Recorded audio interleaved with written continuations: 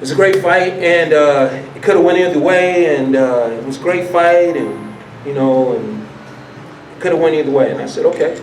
And I didn't say any more than that because it wasn't something that I was really interested in discussing.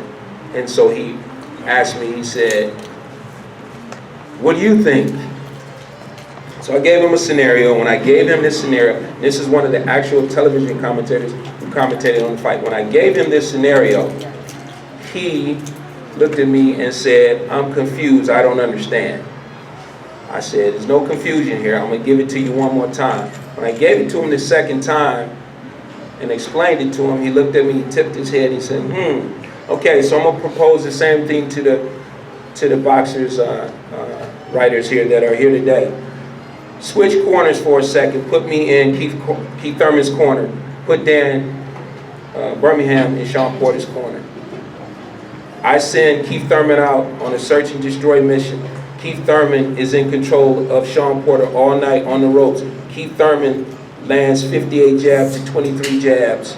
Keith Thurman even has Shawn Porter hurt on the ropes, and at some point, Shawn Porter turns his back and literally runs away from Keith Thurman. Who wins the fight? Keith Thurman wins it, right? But Keith Thurman wins the fight big. It's not a close decision. It's not going to be a close decision. I don't see that as a close decision if Keith was doing that to us.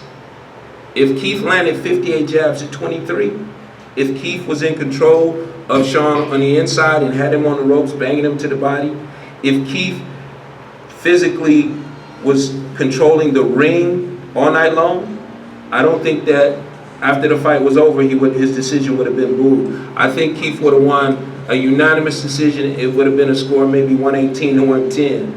So from that standpoint, I think some people had, and I'm not pointing no elbows or anything like that, but I think they had a mindset of who they wanted to win the fight.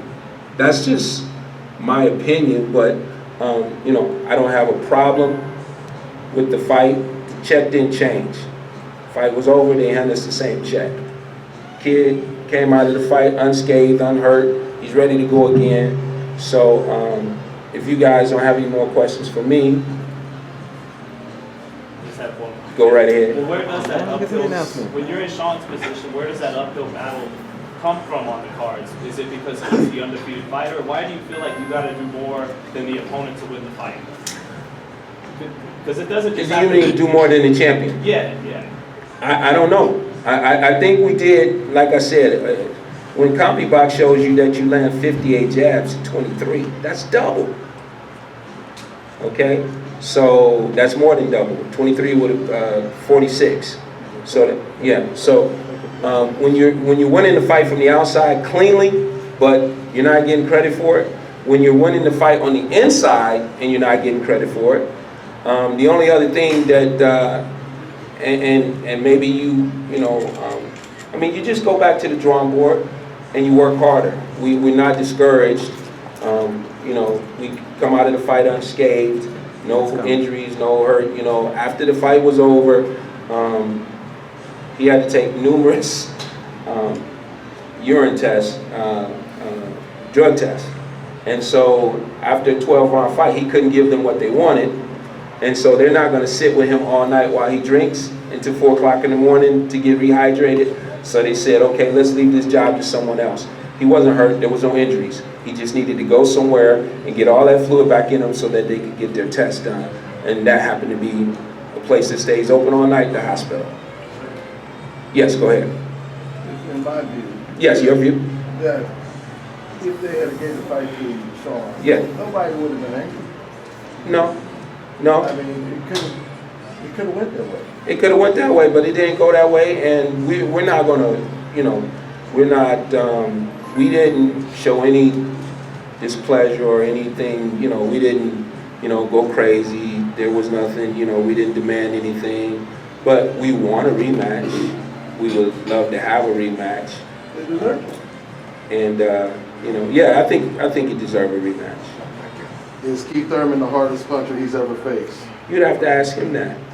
But He didn't say anything to you about it then? Nah, he didn't say anything to me about it, but he's not a big talker in that respect.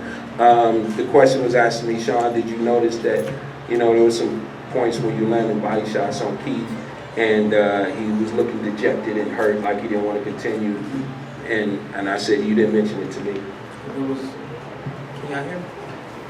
I think I would say there was maybe one point in the fight where I did land a body shot on him, and noticed his retreat or defense to that was, you know, not normal, and which let me know that he was hurt. But outside of that, there were a few times where I did land headshots that I thought, you know, he might go down if I continue to, you know, press right here. You know, I think, you know, you guys, there may could be a misconception there. You guys feel that I'm a very aggressive fighter, but it's only, I do what is required to win. And what I mean by that is if I hit a guy and I see him starting to retreat or go a different way, then that's why I continue to be aggressive. I feel like that's my opportunity, that's my chance. But as my dad said before, 58 jabs landing from the outside, it shows that I can box as well, you know. So this fight, I'll go on just a little bit more and then we'll get to the announcement. This fight for me it has been somewhat of an emotional roller coaster ever since the fight. When you perform the way that I did and things don't go your way, you begin to question why. When everyone you look to is telling you you did great, you did everything you could do, I believe it. I know that I did, but at the same time, there's still that why. What could I have done more? And you know, honestly, I just feel like there wasn't much more I could have done outside of, you know, knocking him down or knocking him out. And as you can see, we're both fighters. We're both very tough. It was hard for him to knock me out. It was hard for me to knock him out. You know, we both landed some great shots during that fight, and the decision went the way that it did. You know, but it's been very hard for me to accept this fight as a loss because of the amount of praise I've gotten from the fight. And you know, when my dad and I collectively understand that we went in there with a game plan, I followed the game plan, and you know, we did everything that we wanted to do and could do, and we didn't get that decision. We just have to move forward and move forward the right way, amicably, and be ready for the next one. You know, so with that being said, like my dad said before, I'm not discouraged, I'm not upset, and you know, I'm not a loser. You know, I don't like losing. You know. People out there know that I play Monopoly, and if you see me very quiet, it's because I'm losing and I don't want to lose, you know. So I have that mindset in everything that I do. Coming here being half an hour late, you know, I'm talking to myself the whole way here about, you know, how I'm late and how Manny used to be late all the time when we trained with him, and how I always said I wasn't gonna do this, you know. But it's a blessing to be here today. It's a blessing to have the fight that I had. 3.1 million watched it live. Boxing is back, and let's move forward to the announcement that we got to make. No? Oh, okay. Well, we're gonna let Joe take over.